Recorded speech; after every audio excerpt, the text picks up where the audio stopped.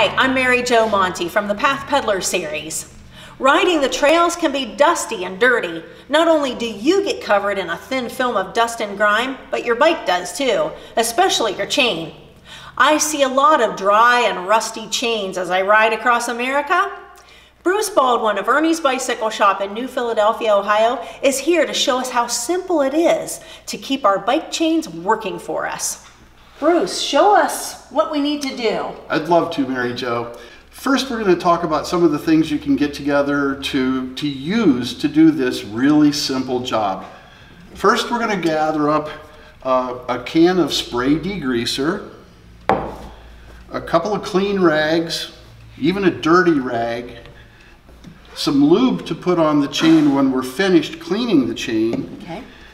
and some gloves to keep our hands from getting all gross and grody while we're doing this job. Good. Good thing. Yeah. It's important to keep your chain clean because if you don't, the buildup of dirt and grime on the chain will actually wear the teeth on your rear gear cluster, your cassetter for your wheel, as well as the teeth on your chain ring.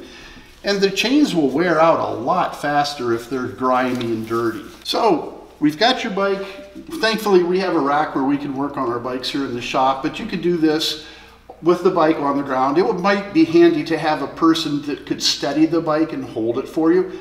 But you're going to want to get a dirty rag and your degreaser and spray the degreaser along the chain and wipe it and then backpedal, trying to keep track of where on the chain you're spraying and missing, and then wipe as you go.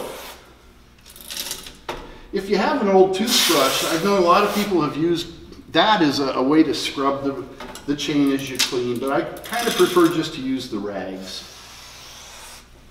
Once you get the entire chain covered in the degreaser, pedal along and hold the rag, and you can see what kind of grime and dirt comes off of the chain when you do this.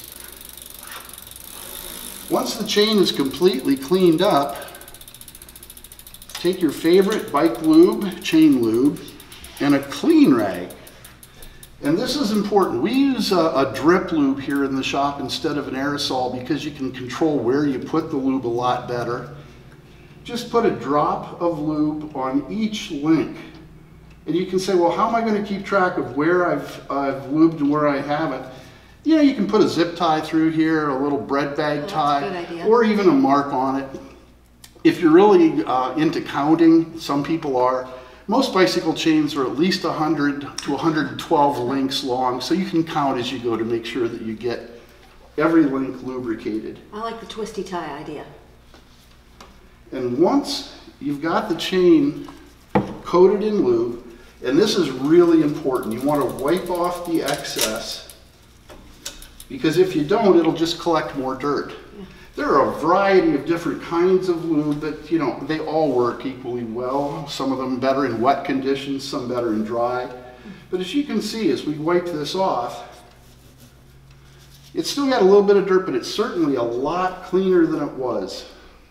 And that's basically the very easiest and simplest way to clean your bicycle chain. Spray it with degreaser, wipe it off with a rag, lube it again, and then wipe off the excess lube, and you're ready to go. Bruce, tell me how often we should do that. Most people should do it probably once a month. If you're riding in extremely dirty and wet conditions, maybe once a week even. It just depends how much you're using. Do you have like a mileage kind of? No, it all depends on how dirty the chain gets. Oh, okay. Most people will do it, if they do it at all, once a year. That's better than not at all, but it should be done more frequently than that, like once a month. Sure. Thank you so very much. Welcome. That's easy to do. If you found this video helpful, click the subscribe button and look for me at pathpeddler.com and on a trail near you.